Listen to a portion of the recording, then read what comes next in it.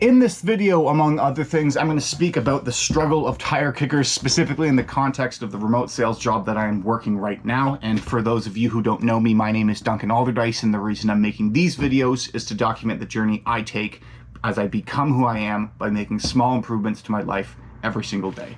So specifically what I want to talk about, like the main theme of the video, is there's I had a sales call today, and I had a good feeling that this guy was going to close today. And the reason I had a good feeling he was going to close today was because he had reached back out maybe early June, and then we had a follow-up last week, after which he was going I'm sold on the program, didn't want to move forward today, still him and Hod, clearly a smart individual. I think that he's thinking through every single option that could exist, and as a consequence overthinking it himself and talking himself out of it after the weekend, having had the time to think it over. We had a follow-up for today. Now today was supposed to be the day that he actually signed up, and getting on the call, he was going yep, sold on the program, but I just need a bit more time, can't sign up right now. And so then I'm going okay, maybe just a bit of objection to overcome. I can make him feel comfortable making the decision. Maybe he just needs a bit of persuasion and assurance that this is not a massive mistake. But the problem was that they were driving, and so the person with this particular program, they need to input their payment information themselves, and so I can't do that for them. So then what I did suggest is that he pull over, but then he was going nope, really busy on the way to a meeting, and he's on the highway, he's not just going to do that sort of thing, which at the end of the call I was rather frustrated, because not that I was looking forward to closing, but just this is now the fifth going on sixth time that we've had a conversation about this particular decision, and the level at which that the financial impact of it's not even the highest level. And before, when I initially met with him in April-ish, he was gung-ho on going on the highest level, so then now has just talked himself out of it, which is fine. Again, it's not my money, and I can't force someone to make the decision. It's not that, but it more is just a trend that I'm noticing are the people who have the hardest time making the decision and taking the next step and risking making a mistake are the people who are at the lower tiers. Interestingly enough, the people who are at the higher tiers generally are able to make a quick decision and make it effectively, fail fast and forward. And so I'm now getting a broader and better understanding of what people refer to when they say a tire kicker, and that is someone who is unwilling to make a decision. And it's funny because the trend that I'm noticing, I've said that already, but is that overthinking and talking yourself out of something is in and of itself a decision and a mistake, and potentially a larger mistake than making the quick decision based on the limited piece of information that you have, because you can never make a perfect decision and then failing as a consequence of that. And just as a takeaway from that, I'm looking at the piece of paper a bit too much, my prep work. It might be, no, you can't record this again.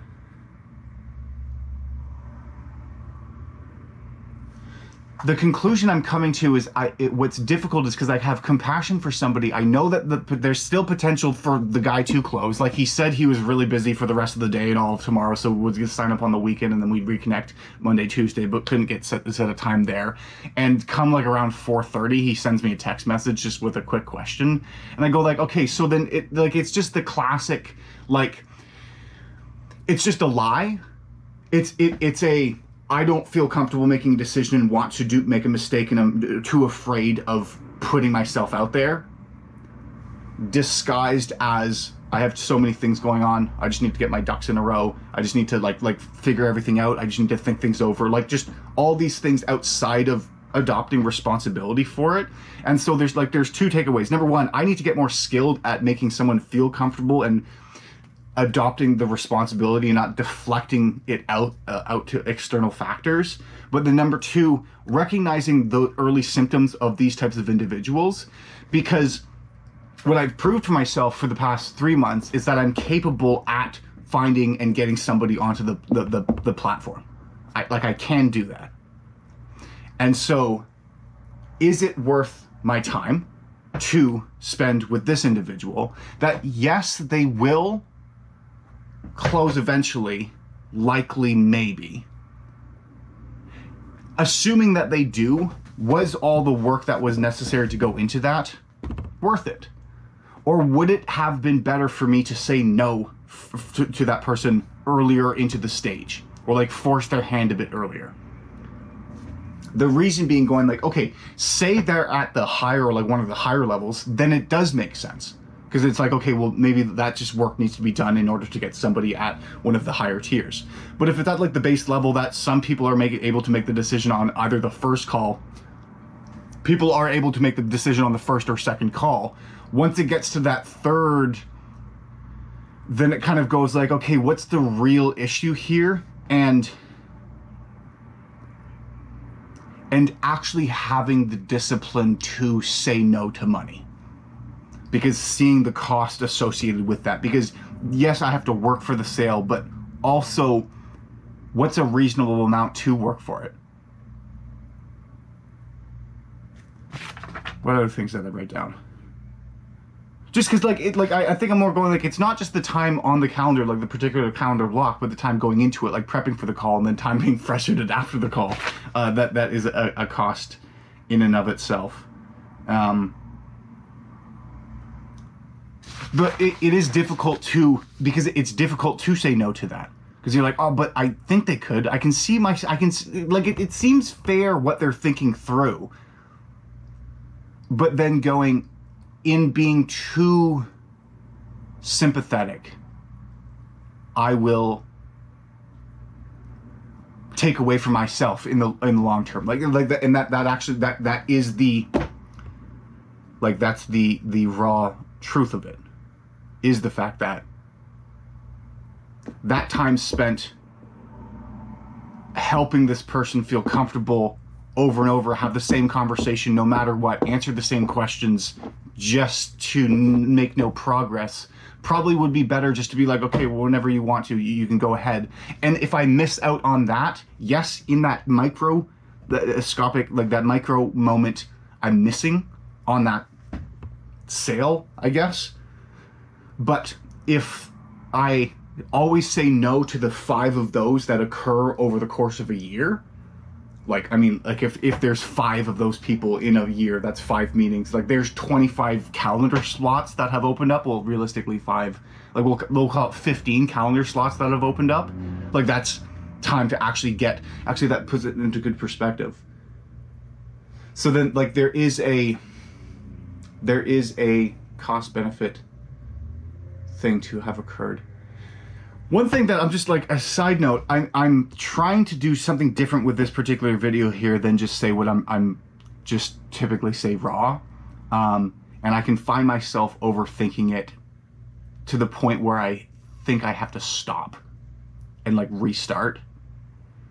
And to just connect it to what I'm saying, the more important thing is to, of course I'm not good right now. I've just begun. So like, yeah. I am going to be overthinking this and hearing someone say that doesn't make any sense or whatever. If I stop with that, then not that they win, but then I don't actually learn. Okay, so as long as I continue to go with this, I think that's all I'm going to say on this. But just one thing that I think it's a mistake that I want to document. What happened to the computer? Oh. It's a mistake that I want to document, that being, not every person I speak to who's interested in the program is worth speaking to and getting onto the program. Which is an interesting perspective to have. And that is a lot easier to do when you have way more people who are interested in your time, having your time, than you have slots available. And for example, like there's a guy who is potential to close tomorrow at 10:15, but this is actually a reschedule from Wednesday, which was a reschedule from Monday, which was a reschedule from last Friday. I booked a demo and they said they were only available at a time that like kind of blocked into that, and I like moved them forward, going like if they can't answer then that's fine. I'm gonna talk to the person who's expressed more legitimate interest right away, because that is going to be more helpful long term. Because if they've rescheduled 4 times now, then this is a different person. Then they haven't said no. So then like, if they're not going to make me a priority, why should I make them a priority, specifically when I have someone else who wants to be a priority? So that's the thing. After there were 2 follow-ups that I thought were going to close. One person, one was the Tyler Kicker that I was like alluding to. One person had a legitimate reason, and like going like, if you're like, they were in they had a health thing going on, like something actually preventing them from doing everything else. And so they were focused on that. And so that right there, I'm going like, okay, yes, life happens. Absolutely. I've compassion if there's like a legitimate reason why it needs to push back. And also understand like sometimes you just don't want to make a decision right away. And I'm not skilled enough yet to get someone to be comfortable making a decision right away every single time. But I think it's more, I'm frustrated when it comes to like the decision being made of not making a decision. It's like, okay, like say no. Don't say, yes, yeah, oh, yeah, I'm definitely gonna go for it. Just not right now. Just definitely gonna go for it. Just need to think about it. Like definitely gonna go for it. Just need to get my ducks in a row. Interesting, like all of those people who have that sort of theme always say they're gonna go with the larger package to begin with. But as a consequence of not being able to close 2 deals today that I thought I was going to close, what instead occurred was I on LinkedIn prospected a bunch, and I think ultimately booked 3 on the day. Yes, booked 3 through LinkedIn. So that's still working. Of the roughly 120 messages that I've sent out over the past 2 days, I have received 20 replies, 5 of which have booked. So like 25% booking rate. That's pretty good. That's ain't too shabby. Ain't too shabby. Yeah. Other small improvements is if you needed a reminder to back up your computer, do that today, because I had to reset mine because the power went off and then woke up and it just wasn't working, so had to reset it completely. Luckily, the one file I wish I had was saved because it was on the cloud, and all the other important ones, specifically ones with these videos, are on an external hard drive, so nothing was lost. Okay, we're getting better. Small improvements every day. It's a bit more topical of a video. Let me know if you liked this in the comments or didn't. Either works for me. Clementine Club, thanks for sticking around to the end of the video as always, and remember to believe in yourself, because you're more capable of doing great things than you give yourself credit. I'll talk to you later.